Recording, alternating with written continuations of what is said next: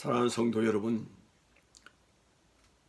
하나님께서 새로운 한 날을 허락해 주셔서 여러분들과 교제할 수 있는 복된 시간을 가지게 되었습니다.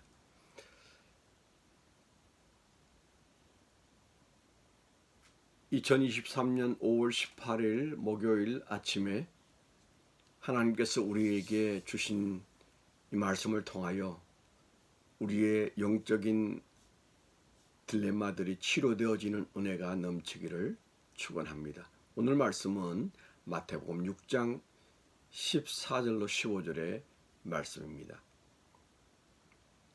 너희가 사람의 잘못을 용서하면 너희 하늘 아버지께서도 너희 잘못을 용서하시려니와 너희가 사람의 잘못을 용서하지 아니하면 너희 아버지께서도 너희 잘못을 용서하지 아니하시리라. 다시 한번 읽겠습니다.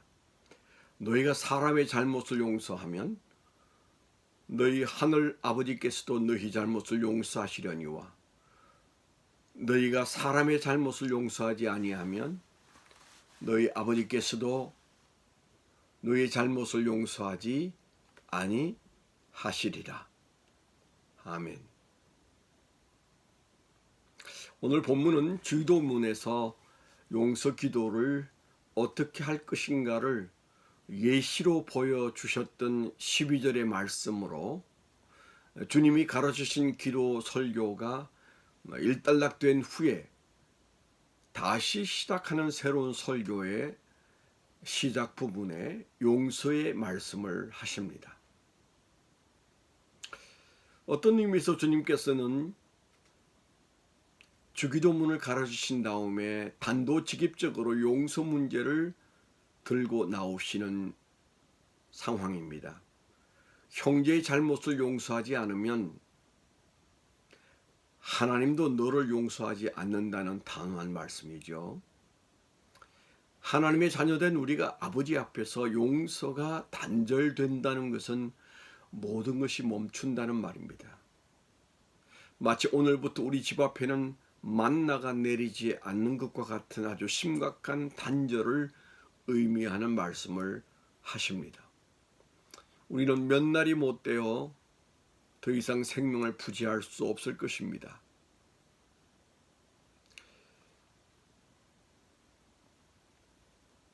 용서 없는 신앙생활, 용서받지 못하는 자녀, 용서를 거부하시는 아버지 하나님, 이런 상황은 우리에게 있어서 더할 나위 없는 절망입니다.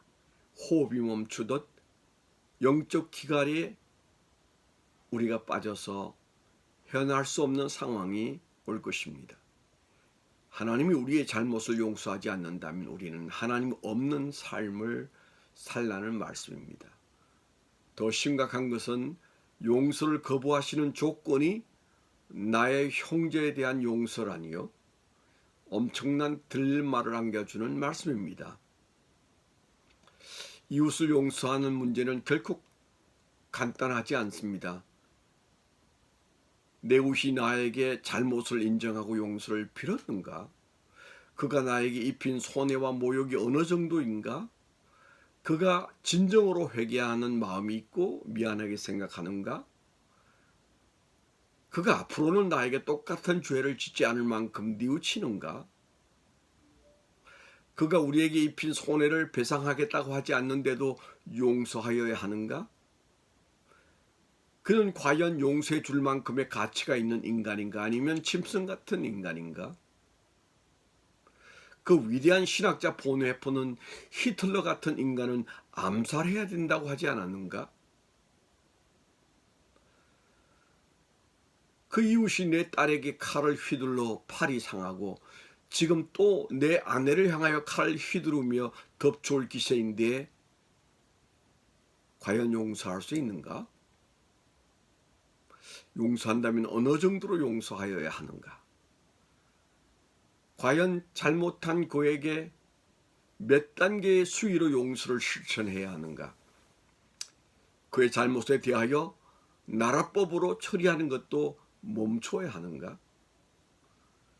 손해도 청구하지 않는 것이 용서인가? 이렇게 용서는 크리스찬에게는 풀기 어려운 딜레마입니다. 그것은 저에게도 여러분에게도 여전히 큰 고민이며 기도 제목입니다. 대부분 크리스찬은 말하기를 잘못한 자에게 복수하지 않는 것이 용서라고 말하지요. 저도 그렇게 생각합니다. 분명 그것은 용서임이 틀림없습니다. 거기서부터 시작해야 할 것 같습니다. 용서의 기도가 첫 단추라면, 그리고 보복을 멈추는 것은 두 번째 단추라고 할 수 있습니다. 그러나 문제는 예수님은 두 번째 단추에서 만족하실 것 같지 않다는 두려움이 생기지 않습니까? 주님은 오른뺨을 때린 자에게 왼편 뺨도 돌려대라고 말씀하셨습니다. 7번씩 70번이라도 용서해야 된다고 말씀하십니다. 그래서 우리는 여전히 용서 딜레마와 씨름합니다. 1만 달란트를 탕감받은 종이 100데나리온이 아니라 만일에 9천 달란트를 나에게 빚졌다면 그는 감옥에 보내야 하는가 말아야 하는가? 정말 딜레마가 아닐 수 없습니다. 예로 시장거리에 수많은 사람들이 한가하게 물건을 구경하고 있을 때 아내와 그들 중에 쇼핑 중인데 저만치에서 미친 운전자가 집차를 몰고 시장을 향하여 돌진하여 올 때 잠시 후에는 수많은 사람들이 깔려 죽고 아내와 나 자신마저도 무참하게 희생당할 즈음에 권총을 꺼내서 미친 운전자를 향하여 쏘아야 하는가, 그를 용서해야 하는가? 무슨 한간 질문놀이가 아니라 이런 얘기들은 수많은 신학자들이 지금까지 질문했던 내용들입니다. 그래서 오늘 본문이 우리를 딜레마에 빠지게 하는 것 같습니다. 주님은 우리 보고 왜 이런 엄청난 용서를 결단하라고 촉구하실까요? 참으로 감당하기 어려운 명령입니다.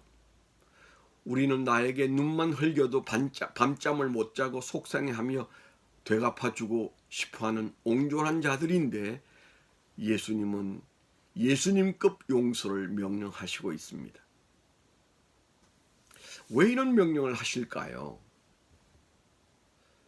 과연 우리가 그것을 실천할 수 없다는 사실을 모르시는 때문일까요? 예수님을 3년씩 따라다닌 제자 베드로도 예수님을 체포해 가려는 병정에게 달겨들어서 칼을 뽑아 죽이려고 하였습니다. 제자들마저도 감정을 다스리기 어렵고 불이익이나 모함은 견디기 어려워했던 것을 잘 아시는 예수님이 이런 불가능해 보이는 용서를 말씀하시는 이유가 무엇일까요? 그러나 말입니다. 예수님의 명령에는 분명 가려져 있는 하나님의 심정이 있고 축복이 있을 것입니다. 예수님의 마음에 귀를 기울이면 주님의 마음이 흘러 들어옵니다. 한 가지 분명한 불변의 진리가 그 안에 있습니다. 그것은 나의 용서와 하나님의 용서 사이에 비교 불가능한 축복이 준비되어 있다는 것입니다. 내가 하는 용서로 잃는 손해가 1억 원이라면 하나님이 베푸시는 용서의 가치가 1조 원입니다. 만배의 은혜로 돌아온다면 어떻게 하시겠습니까? 우리의 셈법과 예수님의 셈법이 다른 것 같습니다. 우리가 할 수 있는 것과 할 수 없는 것의 기준이 뭘까요? 실제로 우리는 집을 사고 차를 사고 물건을 살 때도 형편에 맞추어서 구입합니다. 가치와 잔고 능력을 고려하여 결단합니다. 하나님 아버지의 용서와 내가 해야 하는 용서 사이에 무엇이 얼마나 큰 비중을 차지하고 있는 것을 분별할 수만 있다면 대답은 이외로 간단해집니다. 암에 걸린 사람이 수술을 하면 살 수 있는데 그 비용이 단지 많다는 이유만으로 거부하고 죽음을 기다리는 사람은 없습니다. 내가 가진 돈으로 살아날 수만 있다면 일단 그 액수를 고민하지 않습니다.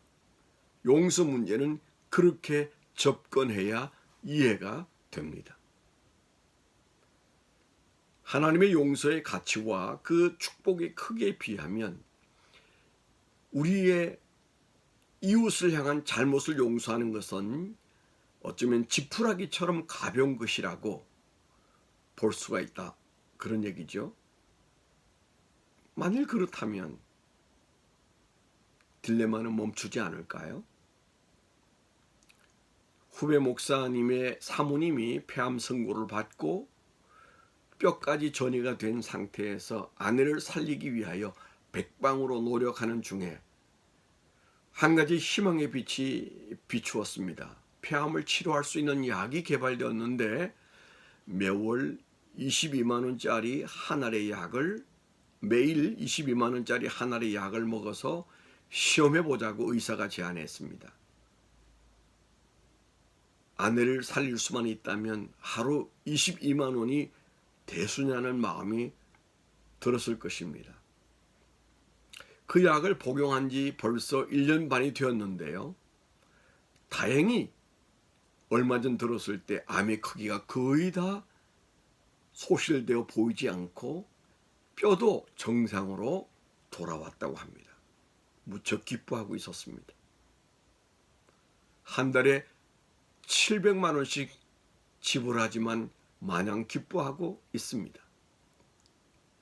그 이유는 22만 원짜리 약으로 매일 생명을 연장하면서 치료가 이루어졌기 때문이죠. 1억 원이 엄청난 가치이지만 죄송합니다. 생명을 살리는 가치 앞에서는 1억 원의 가치는 결코 크지 않습니다. 적절한 비유인지는 몰라도 하나님의 용서가 나의 생명을 살리는 용서라면 이웃의 잘못을 용서하는 것은 상당한 손해와 자존심을 상하는 정도라면 결단이 그렇게 가능하지 않을까요?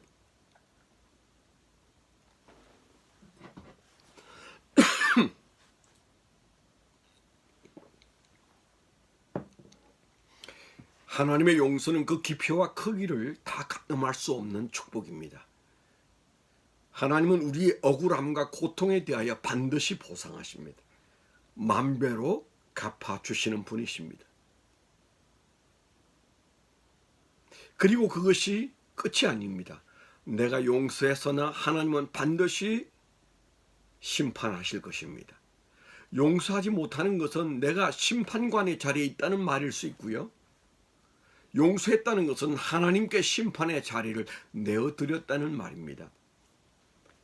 마귀는 우리를 용서하지 못하게 수시로 상처를 되돌려 보게 합니다. 그러나 하나님은 그에 대한 심판을 하나님께 맡기고 등 뒤에 던져버리라고 말씀하십니다. 오늘 하루는 모든 내 마음에 있는 원망을 주님께 옮겨놓는 결단의 하루가 되어야 하겠습니다. 하나님이 우리의 마음을 시원케 하시고 은혜로 채워주실 것입니다. 세상에서 가장 용서 지수가 높은 신자, 높은 교회를 소망합니다. 할렐루야. 기도하겠습니다. 하나님 아버지,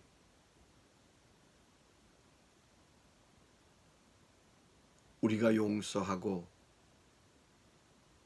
심판을 전적으로 주님께 맡기는, 그리고 우리의 용서의 보상으로 만배의 은혜를 경험하는 하나님의 백성들이 되어서 우리 마음속에서 이웃을 용서하는 것과 하나님께 용서를 받는 것에 만배의 차이를 기억해내고 분별해내는 종들이 되어 오늘도 용서가 생활이 되는 종들로 살게 하여 주시옵소서.